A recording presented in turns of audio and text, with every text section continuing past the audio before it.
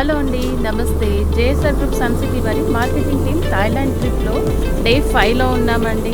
So day 5 అని చెప్తూ హ్యాపీగా ఫీల్ అవుతున్నాను. అట్ ద సేమ్ టైం ఇవాళకి టూర్ అయిపోతుందని కొంచెం బాధగా కూడా అనిపిస్తుంది. ఎన్నో మెమరీస్ని అయితే మేము ఆస్వాదిస్తున్నాము. అలాగే మా ట్రిప్తో పాటు మెమరీస్ని ఇంటికి తీసుకెళ్తూ ఉన్నాము.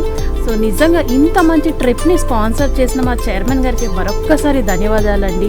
మా JSR group sun city chairman గారికి, మా మార్కెటింగ్ టీం అందరి తరఫున thank you so much sir. ఎన్నో వింతలు విశేషాలు చూసాం, ఎన్నో అద్భుతమైనటువంటి ఎక్స్పీరియన్సెస్ ఫీల్ అయ్యాం మేము. Thank you so much for sponsoring wonderful trip. And ఇవాల్టి మా టూర్ వచ్చేసి కంప్లీట్గా బ్యాంకాక్ సిటీ టూర్ అండి. దీంతో పాటు బ్యాంకాక్లో ఉన్నటువంటి మెయిన్ టెంపుల్స్ కూడా ఉన్నాయి. Temple tour and Bangkok city tour. దీని తర్వాత లంచ్. ఆఫ్టర్ ది లంచ్ వచ్చేసి మాకు షాపింగ్ తర్వాత ఎయిర్పోర్ట్కి డ్రాపింగ్ అనమాట. సో ఇప్పుడు మనం సిటీ టూర్కి వెళ్తున్నాం. మార్నింగ్ లేచి ఫ్రెష్ అయిపోయి కంప్లీట్గా హోటల్ అయితే వెకేట్ చేసేసాము. బ్యాగేజ్ సర్దేసుకొని ఇంకా బస్ ఎక్కేసాము. సిటీ టూర్కి బయలుదేరుతూ దారిలో ఉన్నటువంటి సిటీ యొక్క అందాలన్నీ చూస్తూ ఫస్ట్గా మేమైతే గోల్డెన్ బుద్ధ టెంపుల్కి వచ్చేసాము. మేజర్గా ఈ బ్యాంకాక్ సిటీ టూర్లో 2 టెంపుల్స్ అయితే ఖచ్చితంగా చూడాలండి. అందులో మొట్టమొదటిది గోల్డెన్ బుద్ధ టెంపుల్ అనమాట. సో ఈ గోల్డెన్ బుద్ధ టెంపుల్ అనేది 13th and 14th centuryకి సంబంధించిందిగా మనకు చెప్తూ ఉంటారు. సో దీని యొక్క మెయిన్ స్పెషాలిటీ ఏంటంటే పేరులోనే ఉంది గోల్డెన్ బుద్ధ అని చెప్పేసి. సో ఇందులో ఉన్నటువంటి బుద్ధుడు 5.5 టన్ సాలిడ్ గోల్డ్తో తయారు చేయబడ్డాడు అని చెప్తుంటారండి. So this is one of the beautiful memory and ఎంతో పీస్ఫుల్గా ఉంటుంది ఈ టెంపుల్ ప్రాంగణం అంతా కూడా. సో మేమందరం ఫొటోస్ దిగడంలో ఎంట్రన్స్లోనే ఫొటోస్ దిగడంలో కొద్దిగా హాయ్ చెప్తూ మెమరీస్ని రికవర్ చేసుకోవడం కోసం అందరం ఫొటోస్ అండ్ వీడియోస్లో ఈ టెంపుల్ అలాగే ఈ మెమరీస్ని అయితే బంధించేస్తున్నాం మేము. సో ఈ ఫోటో సెషన్ అయిపోయిన తర్వాత ఇక్కడ మా గైడ్ అనమాట లోపలికి వెళ్ళడానికి మాకు టికెట్స్ ఇస్తూ ఉన్నారు. సో టికెట్స్ తీసుకొని లోపలికి వెళ్ళిపోవాలి. సో లోపలికి వెళ్ళిన తర్వాత inside of the golden Buddha statue దగ్గర మనం కూర్చొని మెడిటేషన్ కూడా చేసుకోవచ్చు అనమాట. సో లోపల ఎలా ఉంటుందనేది చూసేద్దాం. సో ఇదేనండి, వావ్, ఎంత బ్యూటిఫుల్గా ఉన్నాడు బుద్ధుడు చూడండి, ఎంత ప్రశాంతంగా ఉంటుంది అంటే. సో ఇదే బుద్ధ స్టాచ్యూ నేను చెప్పిన 5.5 టన్ గోల్డ్తో తయారు చేయబడింది. సో దీని తర్వాత మనం వెళ్తున్నాము రిక్లైనింగ్ బుద్ధ టెంపుల్స్కి. సో ఈ రిక్లైనింగ్ బుద్ధాస్లో 2 వెరైటీస్ ఉంటాయన్నమాట. ఒకటి మినీ రిక్లైనింగ్ బుద్ధ ఉంటుంది. సో ఇప్పుడు మనం చూస్తుంది మినీ రిక్లైనింగ్ బుద్ధ. సో దీంతో పాటు అంటే పెద్ద రిక్లైనింగ్ బుద్ధ వచ్చేసి కొంచెం డిస్టెన్స్లో ఉంటుంది. ఈ మినీ రిక్లైనింగ్ బుద్ధ అలాగే గోల్డెన్ బుద్ధ దగ్గర డిస్టెన్స్లో ఉంటాయి. సో కుదిరిన వాళ్ళకి ఈ 2 చూస్తారు.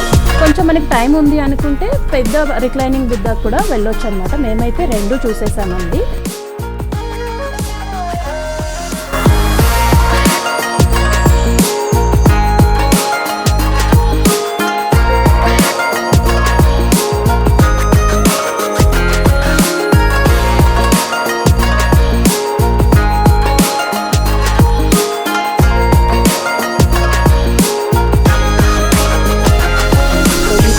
చూస్తున్నదే అద్భుతమైనటువంటి largest and oldest temple of Bangkok అంటారు.